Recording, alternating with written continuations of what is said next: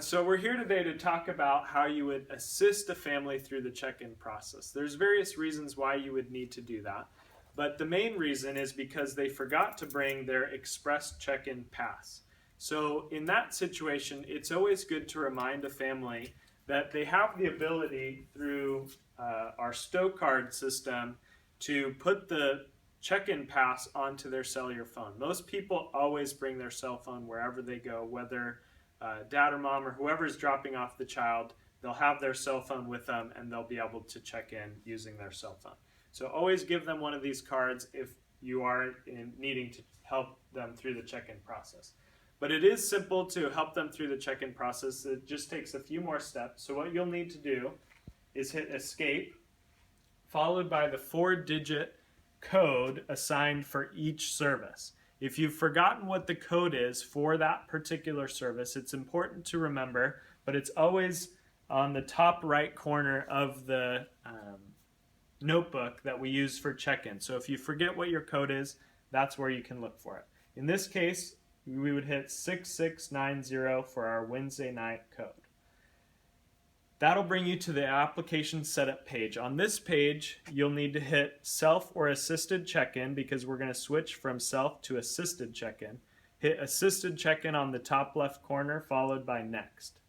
That'll bring you to a basic search screen. Now, at this point, you can use multiple options to search for the family. Typically, what I think is best is just to search for the child who you're checking in. So I will go ahead and use my test kid for this situation, and it'll pull up the family where that child is located. I'd simply hit test kid, next. That'll bring me to the service application page. You want to make sure that you're checking the child into the correct service or into the correct classroom. If the classroom does need to be changed, this can simply happen here. So sometimes what will happen is a child will check in to the first grade, but they're really supposed to be in the second grade or the third grade. You can simply make those changes here on the assisted check-in screen. You also want to make sure that your Wednesday PM service is checked, or whatever service that you are doing. Sometimes if that becomes unchecked, then it will not allow your child to be checked in. So as long as the correct service, the correct group and classroom has been selected, then you'll hit review check-ins. That'll show you that you have the child in the correct service and classroom. If a mistake has been made at this point, you simply hit edit and you can go back to put them into the correct classroom. You then review the check-ins and you see that they're in the correct service and the correct classroom. At that point, you hit print tags.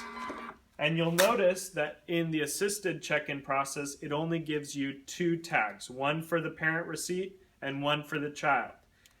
In this situation, what you'll want to do is hit print tags one more time, and that'll give you the appropriate number of tags. One, again, is for the child, one for the notebook, and then one for the parent to use as a receipt.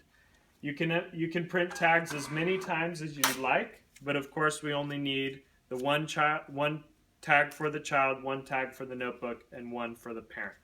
At that point, you hit complete, and it brings you back to the main search screen. If you're done assisting families through check-in and you just want to go back to the self-check-in mode, you hit menu at the bottom of the screen. Under application setup, you go back to self-check-in, you hit self, and go hit next. That'll bring you back to the self-check-in screen, and the next family will be able to check themselves in through the process.